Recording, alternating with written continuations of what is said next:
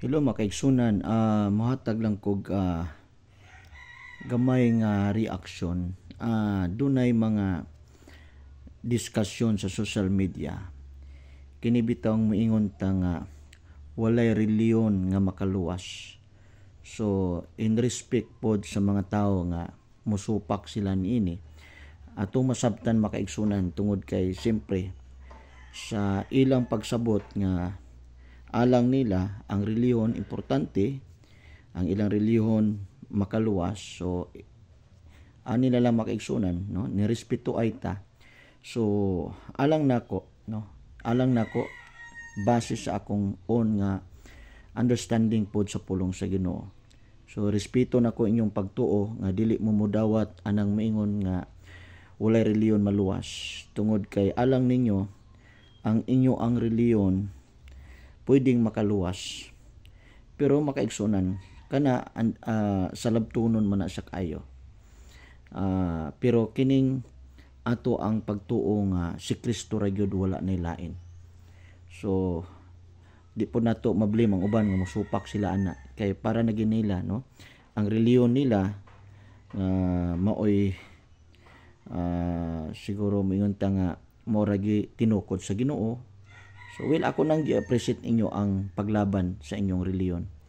Pero anis ako amang good makaigsunan personally, ako ga mission ko. Never ko nga mag-present sa akong reliyon.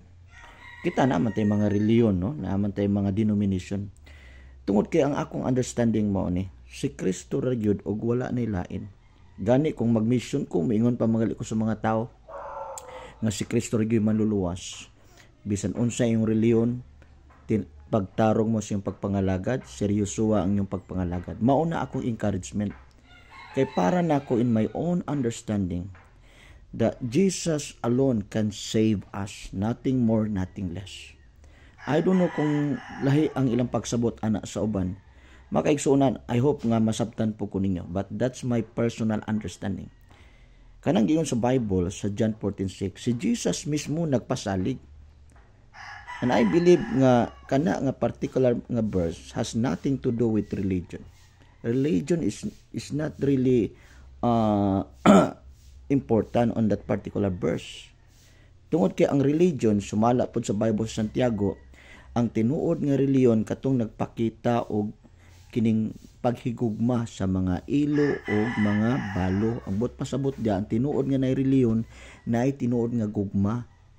Nahigugma kasi mo sikat tao. So karon milaban kay kag maayo sa imong reliyon pero sakit kay kamanulti sa uban, lutuson nimo ubang tao, siguro tungod kay nagdepensa ka sa imo apo ng kagalingon nga prinsipyo. Pero kanila makaigsunan pinaka bottom line dire, pinaka issue dire, ang atong manluluwas nga maura gyud si Kristo walay lain. Si Kristo mismo ang nagpasalig nga ako ang dalan, kinabuhi ug ang kamatuoran.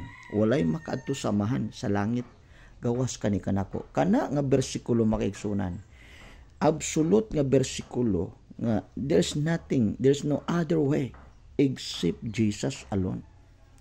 So ambot pasabot ya makaigsunan kung naa sa imong unahuna kasing-kasing nga ang makaluwas nimo, ang manluluwas nato si Jesus ra gyud. Wala ni lain. Kung unsa imong reliyon, well, that's yours. Imo na nga reliyon. Pero maunay pinaka-ultimate nga message. Sa Bible, ang the ultimate nga message for salvation is Jesus Christ alone. Si Jesus ra gyud makaigsunan. Supposed to be maunay atong i-present sa mga tao. Wala na ko'y labot unsa imong reliyon. Kung unsa imong ngalan sing simbahan, inyo ana. Pero para nako ang manluluwas mo na dapat atong mensahe sa mga tao. Kay maunay ibanghilyo. Ang ibanghilyo makaigsunan nga mao si Kristo na matay, gilubong ug nabanhaw.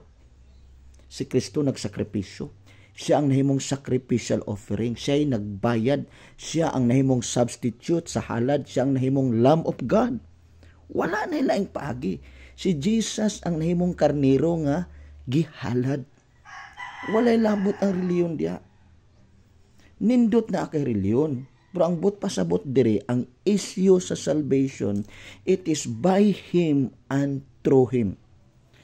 So kana lang ako mensahe makaigsunan. I hope nga inyo ko nasabtan. Kung nasuko ka ani nga mensahe, makaimo po ng katungod. Pero wala ko'y wala ko, di ko gusto nga magpasakit sa mga tao, pero ang ako lang gibot pasabot nga ang manluluwas na to wala nilain si Kristo Jesus ra gyud. I don't know kung musupa ka ani imo ng pagbati. So anyway, nagrespeto ko sa inyo makaigsunan. Ang hinaot ko nga karon panahon na karon ang gugma sa Dios mo matigbabaw sa tong kasing-kasing.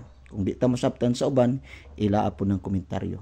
Por dili na panahon karon makaigsunan nga masubraan ta kareliyoso nga diin ang atong paglaban dili na mismo kang Kristo tungod na sa atong relihiyoso nga prinsipyo nga diin karatula na sa simbahan ang atong gilabanan.